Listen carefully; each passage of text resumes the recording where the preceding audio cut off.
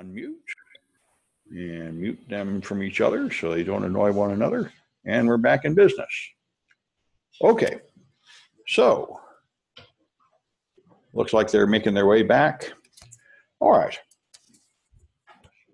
So if you want to find the vulnerabilities in your Windows system, there's a bunch of tools out there, free and pay ones in various places. Like I say, the free product that you should probably start with is MBSA. This is just Microsoft. It will see if you're doing all of their best practices.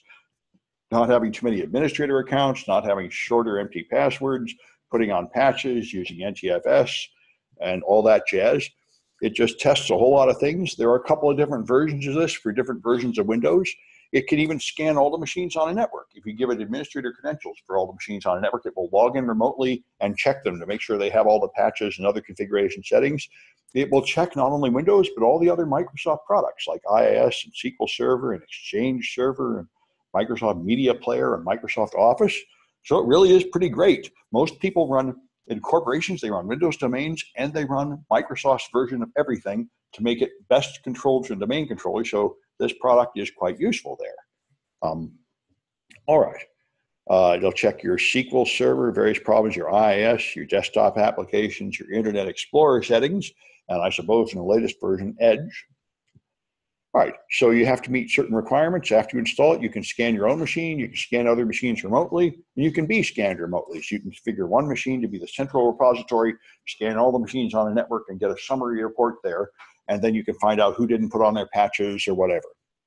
All right, yeah, okay. Anyway, so that's hardening. So hardening systems is the process of taking something that you just bought and making it better before you use it. And this is recommended at every company. You don't buy anything, you just plug it in. You buy it, and then you have a hardening process where you improve it. At least you change the default passwords, you put on patches, you turn off system features you're not using, and so on. And so patching is a big issue. Home users are probably best to just have automatic updates on, and Microsoft has rammed this down your throat with Windows 10. You can't easily turn it off.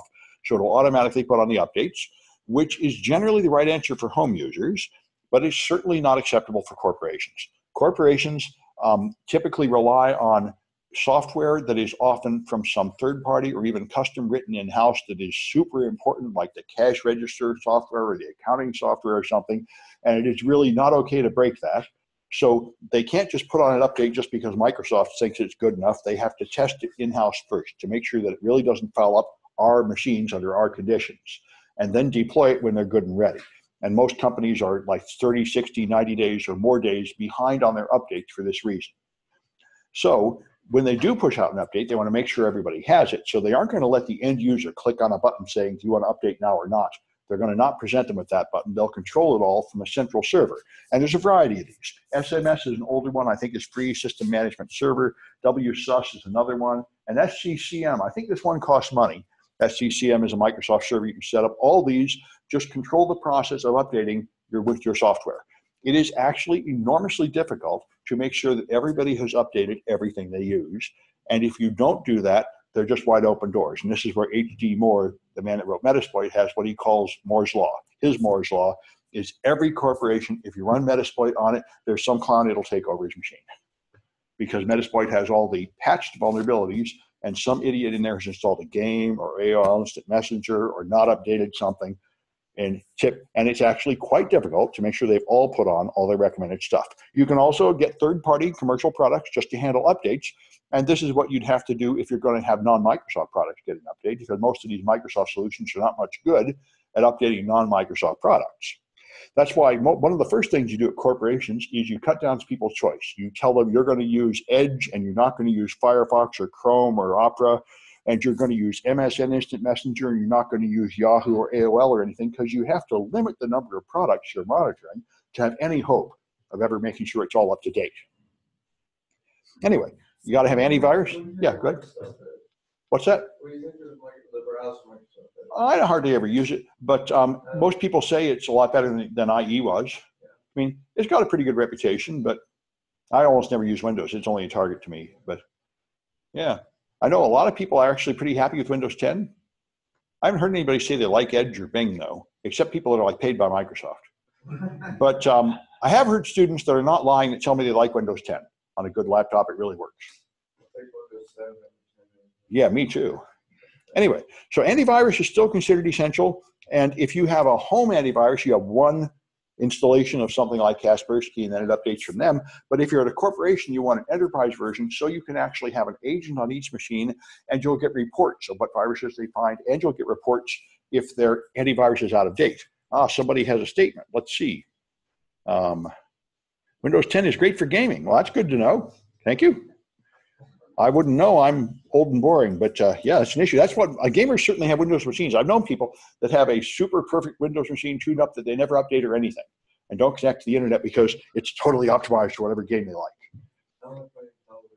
Yeah, well, it's certainly true that updates slow down your machine, and antivirus slows down your machine. And if you really care about gaming, that's a big issue. Anyway, so another big issue is potentially unwanted programs. Almost everybody has these. A friend of mine got his Mac so infected with these things in one day it became useless. These are not technically viruses. They don't spread, and they're not technically illegal. There are things that trick you into agreeing to put them on, like you're trying to play video, and it says, before you play this video, you have to install this software. So you install the software, and then your homepage changes, and ads start popping up on the screen, and technically, you agreed to that. So it's very annoying. Antivirus companies don't block them because they get sued by the companies. When you block them and call them malware, say, we're a legitimate company, we're not criminals, we're going to take you to court. So Malwarebytes is the only product I know that decided to try to block Pups and accept all those lawsuits. I don't know how this worked out. It's getting to be a few years since they announced this. Yeah. Malwarebytes said they're going to do it. I've been running Malwarebytes every day. It pulls up 18 to 36. Yeah, that's right. So it does. Every single the same one. That's right. Can you keep going? It's not affecting my computer volume. Yeah, well, I don't know. Anyway, maybe I should check it out. Yeah, I don't know. And the only the pay version gives you real-time protection. They'll stop them from playing out. So the free version will just detect them once they're there. The pay version will supposedly block them on the way in. They'll put it in quarantine. But yeah. So if we're using any of this software that's gonna compromise systems, is it going to bring up that potential on program? Are we using any software that would do that? Well, your antiviruses will typically not stop these. The only thing that will stop these is programs designed just to stop Pups. And those are hard to find. As far as I know, Malwarebytes is the only one because they have to constantly defend themselves in court. So Pups are a serious problem. And there's more coming about them later. I think we got a list of them. But I mean, I've seen people really suffer from these, but they're technically not viruses, and they usually don't steal your passwords, but they do pop up stuff on your screen and mess up your browser. So anyway, you should be logging things, at least in a corporate network, and then reviewing logs. This is quite a job, and we're going through it in the security monitoring class, talking about how to set up Splunk, which is the most popular log management solution, but there's a lot of others. These are SIEM systems, security information and event management systems. And you should disable anything you're not using. Turn off services, block ports at a firewall. At your perimeter, block out 137 to 139 and 445. Those are Windows file sharing, and they're famously too vulnerable to be exposed to the raw internet. You shouldn't have too many administrator accounts. You should have software that watches the outgoing traffic to see if your secrets are leaving.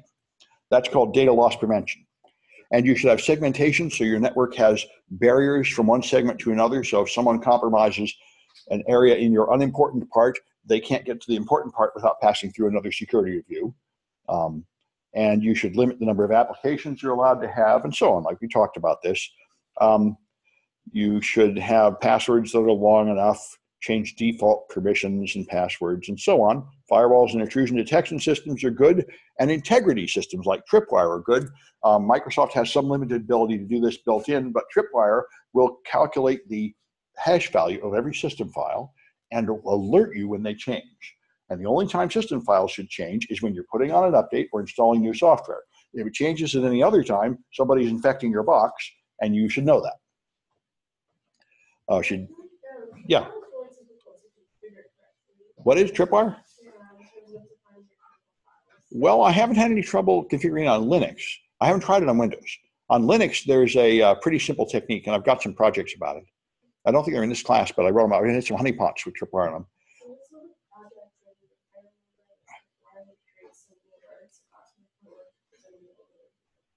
Yes. the false positives from Tripwire, it's an issue. You have to configure it correctly. You have to tell it what to ignore. And that takes a little tuning up. That's true of almost all intrusion detection systems. I know FireEye has the same problem. And like he's saying, Malwarebytes has the same problem. It keeps telling you things that are boring instead of telling you only the important stuff. That's a problem with all these things. Anyway, so you got group policies and that you can push out updates with. So here's the Microsoft Security Intelligence Report, but I'm looking at it's about 10 minutes to 7. I think we ought to just take a break now.